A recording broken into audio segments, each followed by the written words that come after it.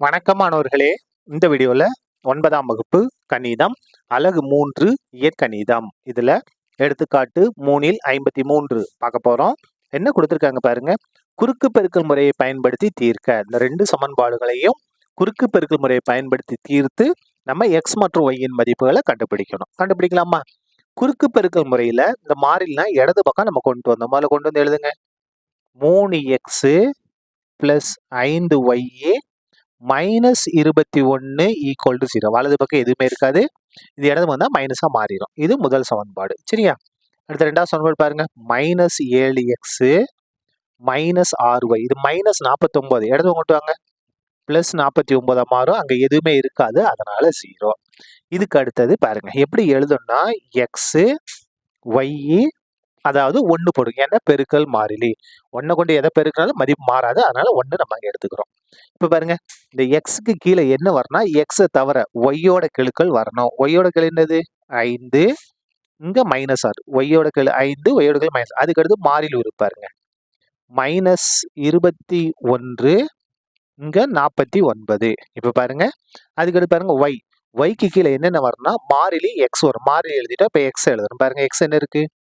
3. எக்ஸோட கெழு 3. இங்க -7. கடைசியில திரும்ப ஒய் எழுதிக்கிட்டா போதும். என்ன இருக்கு பாருங்க. 5 -6 இப்படிதான் எழுதணும். அதாவது இதுக்கு நடுவில் பாருங்க எக்ஸ் இந்த பக்கம் வரணும், ஒய்க்கு இந்த பக்கம் வர மாதிரி எழுதிக்கணும். எக்ஸ் எழுதிட்டு முதல்ல ஒய்யோட கெழுக்கள், அதுக்கடுத்து மாறிலி, திரும்ப எக்ஸோட கெழுக்கள், திரும்ப என்ன செஞ்சிடணும்? ஆரம்பிச்சிலே வந்துடணும். சரியா? இப்போ இதை நம்ம பெருக்க போறோம். பெருக்கலாமா? குறுக்கு பெருக்கல் x/. முதல்ல கீழ் நோக்கி பெருக்கணும். 5 49 பெருக்க போறோம். பெருங்க. 5 9 45க்கு 5 மிச்சம் 4, 5 20, 4 கூட்டினா 24, 245. 5 40 240 மைனஸ் பண்ணணும். எதை மைனஸ் பண்ண? இது ரெண்டே பெருக்கி மைனஸ் பண்ணணும். மைனஸ் பெருக்கினா பிளஸ் ஆயிரும். பிளஸ் இன்டு மைனஸ் மைனஸ் தான். பெருக்குமா? 21 6 1 6 6 2 126. அதாவது 6 21 பெருக்கினா 126 ஈக்குவல் டு y/. முதல்ல கீழ் நோக்கி பெருக்கணும். பெருக்குமா? மைனஸ் பிளஸ் ஆயிரும். 21 1 7 7 7 2 16 147.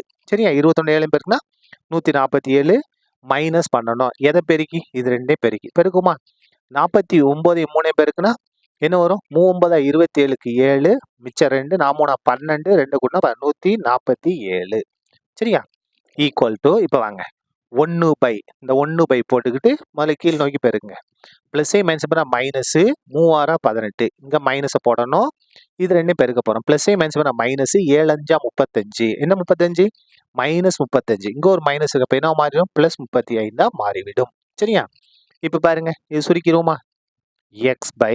245ல இருந்து 126 மைனஸ் பண்ண போறோம். அப்போ இங்க 15. 15ல 6 கழிச்சோம்னா 9. இந்த இடத்துல என்ன இருக்கும்? 3 இருக்கும். 3ல 2 கழிச்சோம்னா 1. இந்த இடத்துல என்ன இருக்கும்? 2 தான் இருக்கு இல்லையா? 2ல 1 கழிச்சா 119. இந்த இடத்துல 119 equal to y/. 147 - 147 0 equal to 1/. 35ல 18 கழிச்சோம்னா 17. 17. சரியா? அதுக்கு அடுத்து பாருங்க. அவ்வளவுதான். இப்ப பாருங்க. இது ரெண்டையும் சமப்படுத்தினா நமக்கு எக்ஸோட மதிப்பு வந்துடும். இது ரெண்டையும் சமப்படுத்தினா ஒய்யோட மதிப்பு வந்துடும். முதல்ல எக்ஸோட மதிப்பு கண்டுபிடிச்சிடலாமா? பாருங்க. x/. 119 equal to 1/17. அதுக்கு அடுத்து பாருங்க. y/0 equal to 1/17. 3 பகுதியும் சமம் தான். இது ரெண்டையும் சமப்படுத்த போறோம். இது ரெண்டையும் சமப்படுத்த போறோம். இப்ப பாருங்க. x ஈக்குவல் டு 1/17 பெருக்கல் 119 வகுத்துல இருக்கா? அங்க வந்தா பெருக்கலா மாறும். பெருக்கலா மாறும். சரியா? அதுக்கு அடுத்தது கேன்சல் பண்ணுங்க. 1 17 17. எத்தனை 17 வரும்? 7 17 119 வருமா? பாருங்க.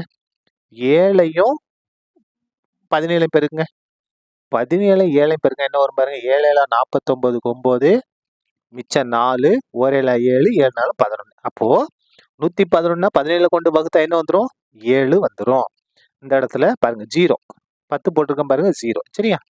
அப்போ y ஈக்குவல் டு 1/17 0. இங்க எப்படி இருக்கு? வகுத்துல இருக்கு. இங்க வந்தா பெருக்கலாம் மாறும். இந்த இடத்துல பாருங்க. x ஈக்குவல் டு எது மட்டும் மிச்சம் இருக்கு? 1 பெருக்கல் 7. அப்ப x ஈக்குவல் டு ஓரேழா 7. எக்ஸோட மதிப்பு 7. அப்படி இங்க வாங்க ஒய்யோட மதிப்பை கண்டுபிடிச்சிருவோமா? இங்க 1/17 0 பெருக்குனா 0 தான். அப்ப நமக்கு தேவையான எக்ஸ் மற்றும் ஒய்யின் மதிப்புகள் என்னென்ன? தீர்வுகள் என்ன? எக்ஸோட மதிப்பு 7, ஒய்யோட மதிப்பு 0. இப்படி எழுதினாலும் சரி, அப்படின்னா அல்லது 7,0. அதாவது எக்ஸோட மதிப்பு 7, ஒய்யோட மதிப்பு 0. இப்படி எழுதினாலும் சரிதான். சரியா?